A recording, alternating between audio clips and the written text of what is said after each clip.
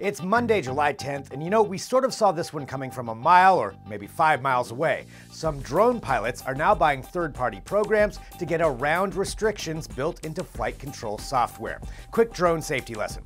Bigger drones, like those from DJI, Unique, and others, have GPS-based limitations built into them, including no-fly zone restrictions that keep them grounded within 5 miles of an airport for obvious reasons. With radio control systems now extending the flying range of top-shelf drones to several miles, these restrictions are meant to keep drones below a set maximum elevation and away from airports, where aircraft carrying actual people are operating.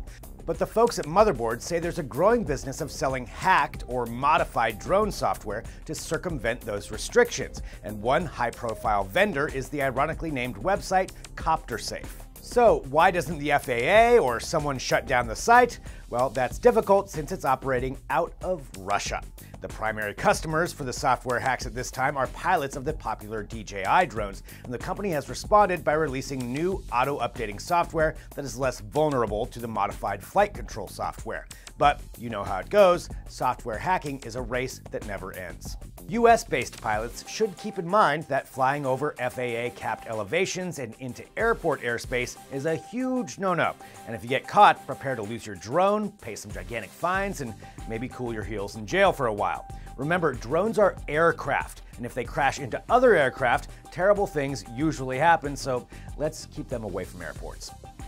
Been thinking about getting into the VR scene where all the cool kids are playing? Well, Facebook-owned Oculus just made it easier with a tempting package of their Oculus Rift cutting-edge tech. You can now get a pair of the Oculus Touch handsets and the VR headset for just $400 during Oculus's Summer of Rift sales event, which essentially makes the kit half price from its initial debut. Oh, and you also get 8 games in the bargain.